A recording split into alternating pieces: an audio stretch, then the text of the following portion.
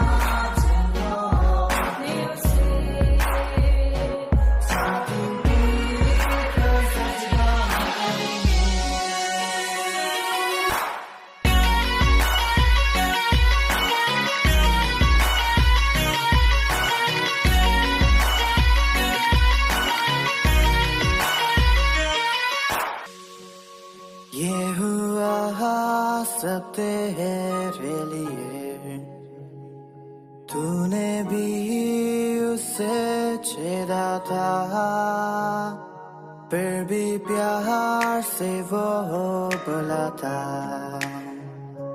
जाता क्यों नहीं तू उसके पास, फिर भी प्यार से वो बुलाता। जाता क्यों नहीं तू उसके पास।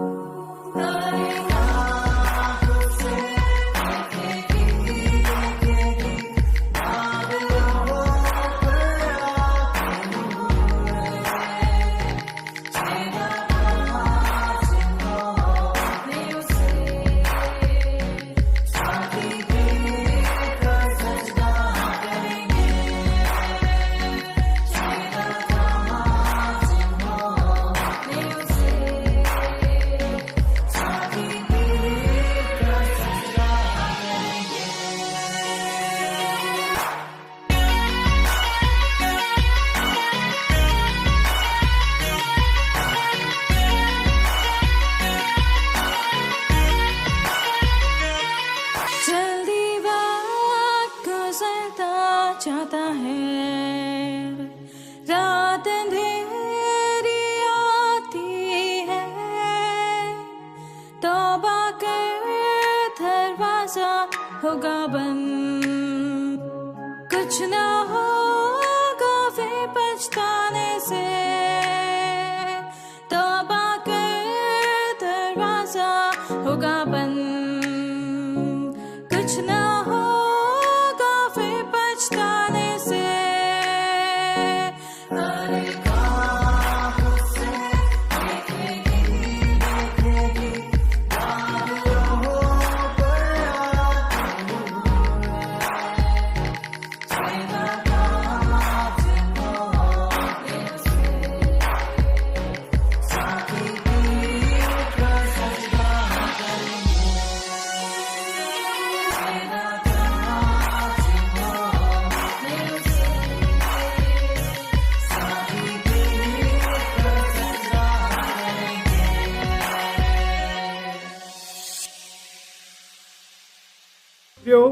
आज के दिन की शुरुआत प्रभु के इस वचन के साथ रोमियो उसका 3 अध्याय और उसके 21 और 22 पद को मैं आपके सामने पढ़ना चाहता हूँ।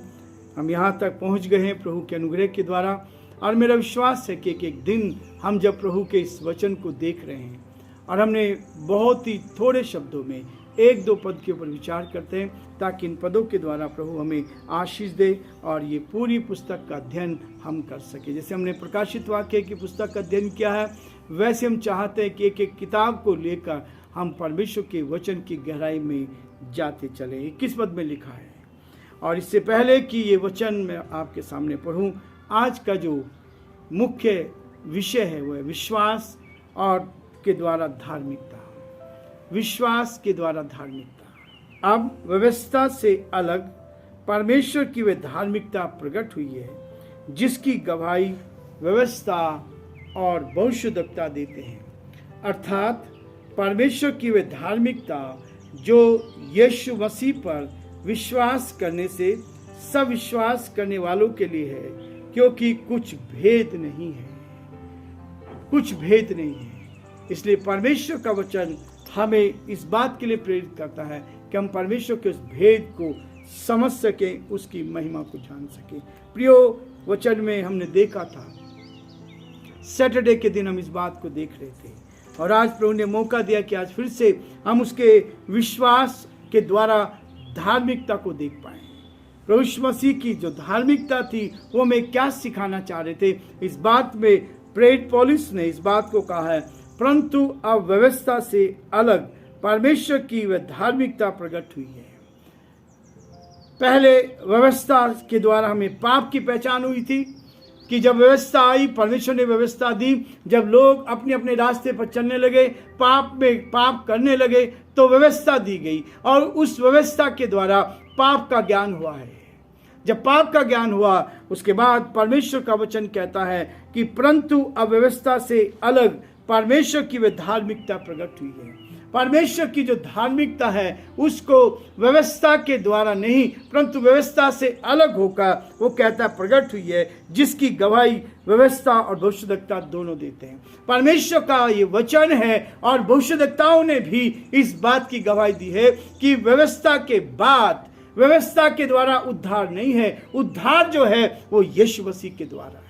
व्यवस्था में उद्धार नहीं दे सकती। व्यवस्था हमें पाप का ज्ञान कराती है, हमें पाप से अलग रहने के लिए बताती है, ताकि हम पाप से अलग होता है। लेकिन व्यवस्था के बाद प्रभु यीशु मसीह हमें इस बात को दर्शाता है कि पापों की क्षमा वो ही दे सकता है। 22 पद कहता है, अर्थात परमेश्वर की वह धार्मिकता जो यीशु मसीह पर विश्वास करने से सब विश्वास करने वालों के लिए है। जो लोग यीशु मसीह पर विश्वास करते हैं, पहले व्यवस्था पाप का ज्ञान कराती थी, पाप का भय लाती थी, पाप से बचने के लिए कहती थी, लेकिन अब पापों से क्षमा करने के लिए यीशु मसीह की धार्मिकता है। जो उस पर विश्वास करता है वो क्या होता है, नाश नहीं होता, परंतु उद्धार का अनुभव प्राप्त करता है। और यहाँ पर पौलुस कहता है इसी बात को, क्योंकि इसमें कुछ भेद नहीं है, ये छुपा हुआ भेद नहीं है। यीशु मसीह ने, केवल यीशु मसीह ने इस संसार में आकर उस कलवरी के क्रूस के ऊपर अपने लहू को बहाया है। बलिदान क्या है? उस बलिदान के द्वारा ही हमारा उद्धार हुआ है, हमारे पापों की क्षमा हुई है। और आज पापों का ज्ञान नहीं परंतु पापों की क्षमा भी है। जो पाप हमें मालूम चला, पाप ने हमें अशांति से भर दिया था, पाप हमें परमेश्वर की निकटता से अलग ले आया था। जब यीशु मसीह इस दुनिया में आए, उन्होंने हमें पाप से छुटकारा दिया।